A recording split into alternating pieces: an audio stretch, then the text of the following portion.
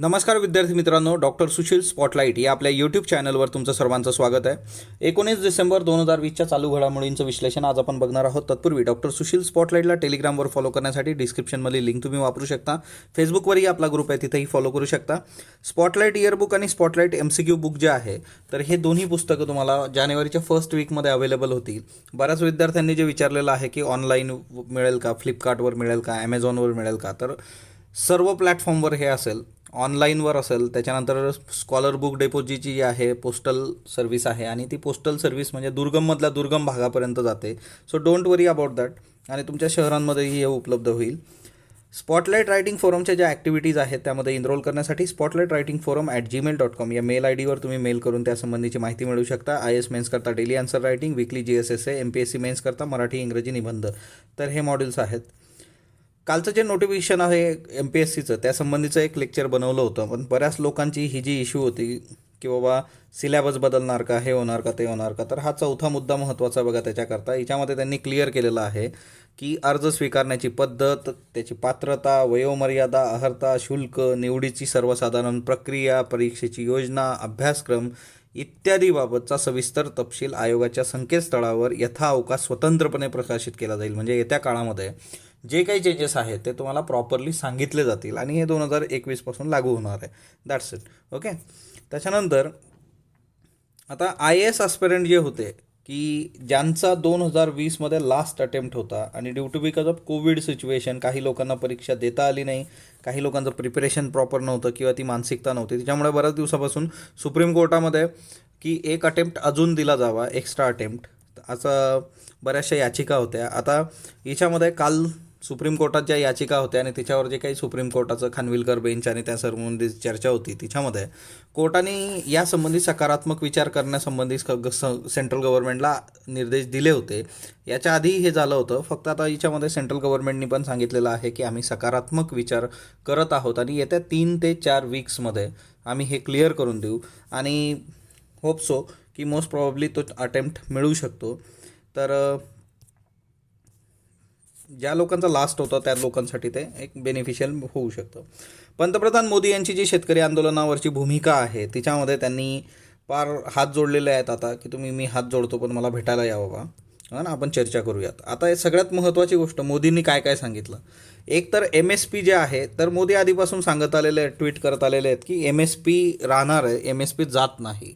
मग आता याच्यामध्ये सिंपल आहे की तुम्ही पटकन ते ऑन पेपर घेणं गरजेचं होतं, पण ते अजून घेतलेलं नाही आहे। कृषी सुधारणांचं आश्वासन दिलं जातं परंतु कृषीकडे दुर्लक्ष केलं जातं आता, आणि तीच लोक शेतकऱ्यांना ना सरकारच्या विरोधात भडकवत आहेत असं पंतप्रधानांचं म्हणणं आहे। त्याच्यानंतर कंत्राटी शेतीविषयी नवीन कायदे कोणतीही जबाबदारी झटकू शकत नाही याची हमी देतात, म्हणजे काय जी रिस्पॉन्सिबिलिटी आहे ती घ्यावी लागेल। आणि या सगळ्या बाबतीमध्ये कंत्राटी शेतीच्या बाबतीत आधी प्रॉपर उपाययोजना नव्हत्या, त्या आम्ही केलेल्या आहेत। दुसरी महत्त्वाची गोष्ट की कृषी सुधारणा ज्या आहेत ते 25-30 वर्षापूर्वीच करायला हव्या होत्या, त्या आता आम्ही करतो आहे, तर ही चांगली बाब आहे नक्कीच। आणि शेतकऱ्यांसाठी जे काही APMC आहे बघा, कृषी उत्पन्न बाजार समिती, तोही एक मुद्दा आहे। तर APMC 6 महिन्यात कुठलीही बंद झालेली नाही आहे आणि ती बंद होणार नाही, कारण 5,000 कोटी रुपये सरकार त्यांच्या आधुनिकीकरणावर, मॉडर्नायझेशन ऑफ APMCवर खर्च करतं आहे, तर हेही त्यांनी सांगितलं। दुसरं म्हणजे काय की शेतकरी जो काही त्यांचा माल आहे तो आयदर APMCमध्ये विकू शकतात किंवा बाहेर पण विकू शकतात, सो दोन्ही गोष्टी आहेत। विरोधकांना त्यांनी सांगितलेलं आहे की बाबा शेतकऱ्यांना तुम्ही दिशाभूल करत आहात त्यांची, है ना, तर त्याच्यानंतर राजकीय अपप्रचार आहे वगैरे वगैरे। स्वामीनाथन आयोग जे आहे तर तो विरोधकांनी ते सत्तेवर असताना लक्षात घेतला नव्हता, पण तो आम्ही घेतलेला आहे। स्वामीनाथन आयोगाच्या पण सगळ्या ज्या काही महत्त्वाच्या हे होत्या शिफारसी त्या इम्प्लिमेंट होणं शेतकऱ्यांसाठी गरजेचं आहे बघा। तर एकंदरीतच ह्या सगळ्या गोष्टी आहेत, बघूया आता इथून पुढं काय होतं। महाराष्ट्रातले जे शेतकरी आहेत तर ते पण डिसेंबर 21ला चलो दिल्ली आहे बघा, तर महाराष्ट्रातून पण है ना शेतकरी संघटना आणि ते जे आहे ते राजस्थान हरियाणा बॉर्डरच्या प्रोटेस्टला जॉईन होणार आहे। तर बघू 21 डिसेंबरला कशा पद्धतीने गोष्टी होतात।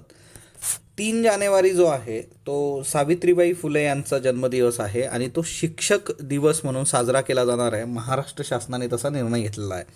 तर 5 सप्टेंबर आपल्याला माहीत आहे डॉक्टर सर्वपल्ली राधाकृष्णन, तो जो आहे तो शिक्षक दिन आहे आणि हा शिक्षण दिवस आहे, एज्युकेशन डे। आता क्रांतीज्योती सावित्रीबाई फुले जे आहे त्यांचा 3 जानेवारीचा जन्मदिवस 2021 पासून म्हणजे आता नेक्स्ट मंथपासून सर्व शाळांमध्ये शिक्षण दिन म्हणून, है ना, हा न आहे हा, शिक्षण दिन. सो शिक्षक आणि शिक्षणामध्ये कन्फ्यूज नका होऊ, ते सर्वपल्ली राधाकृष्णन ते वेगळं आहे. सो हा साजरा करण्याचं ठरवण्यात आलेलं आहे महाराष्ट्र शासनातर्फे. आता याचं बेसच ते आहे की महिलांची जी शैक्षणिक स्थिती होती एकंदर ती बदलण्याचा जो काही विडा उचलला गेला होता ज्योतिराव फुले आणि त्यांच्या पत्नी सावित्रीबाई फुले, तर फुले दाम्पत्याने जे काम केलेलं आहे त्याची म्हणजे ना त्याचं कंपॅरिझन आहे ना तुलना आहे.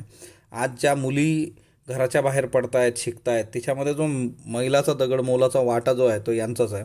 क्रांतिकारी सामाजिक कार्य जे होतं हे सगळं, तर त्याची कृतज्ञता व्यक्त करण्यासाठी सावित्रीबाई फुले यांचा जन्मदिवस जो आहे तो शिक्षण दिन म्हणून साजरा करण्याची मागणी होत होती. महाराष्ट्र सरकारने मग हा निर्णय घेतलेला आहे. सो चांगली गोष्ट आहे. Indians in the first world war, the missing links, Arvind Ganachari.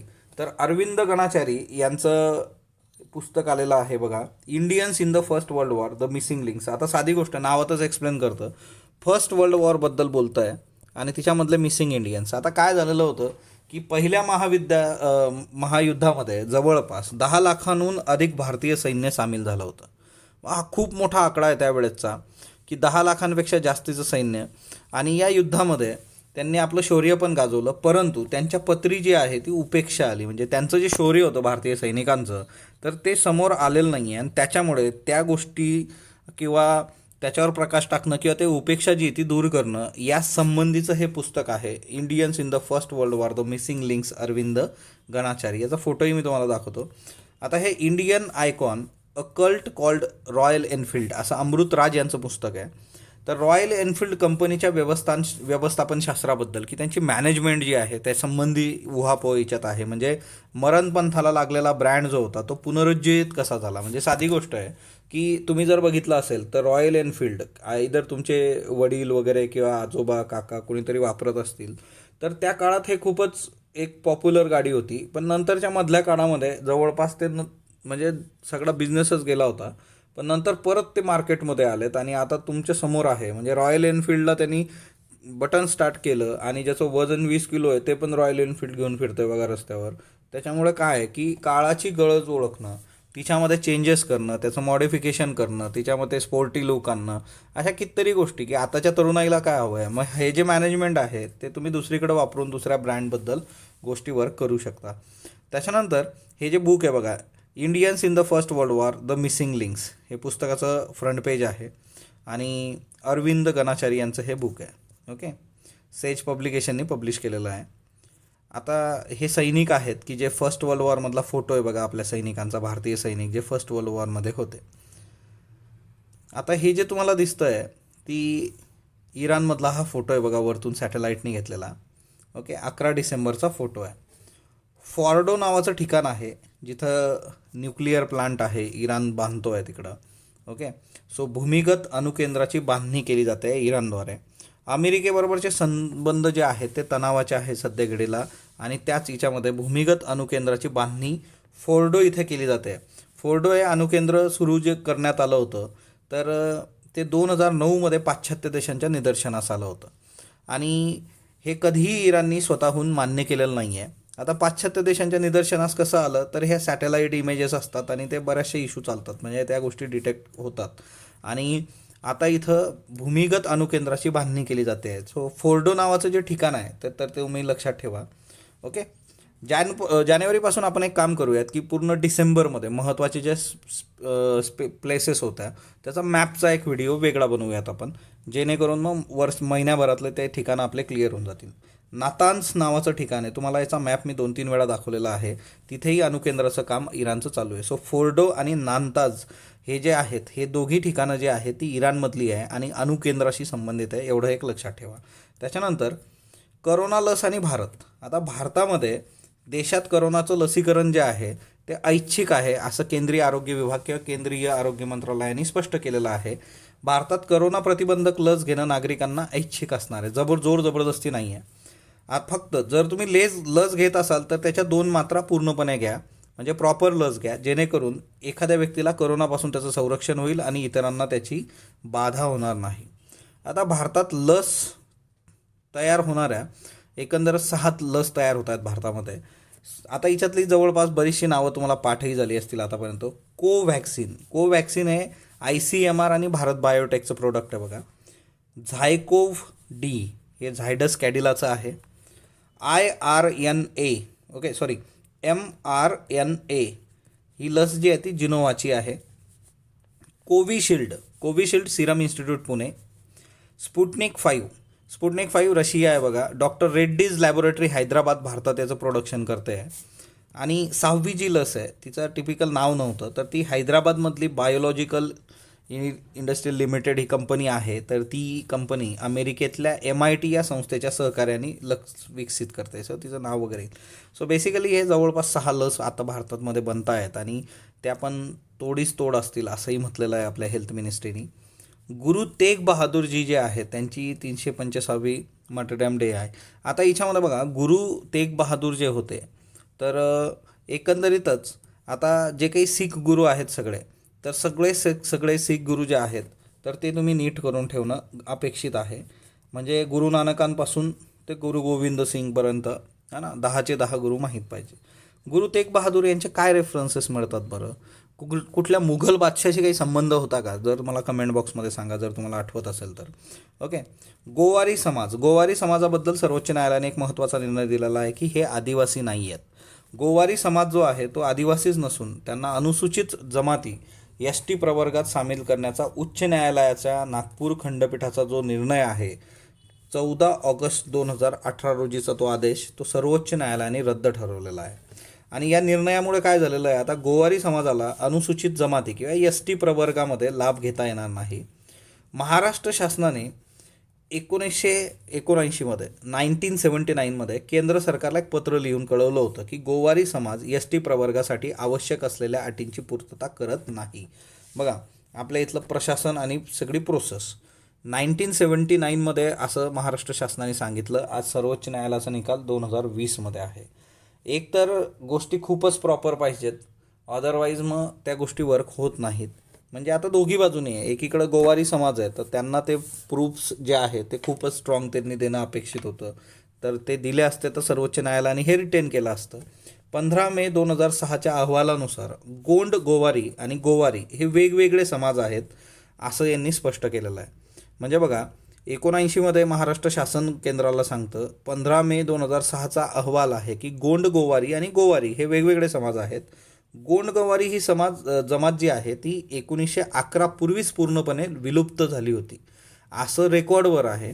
मग जर 1911 पूर्वीच ते विलुप्त झालेत तर मग नंतर ते कसे असू शकतात? त्याच्यामुळे गोंड गोवाऱ्यांपेक्षा गोवारी समाज जो आहे तो वेगळा आहे.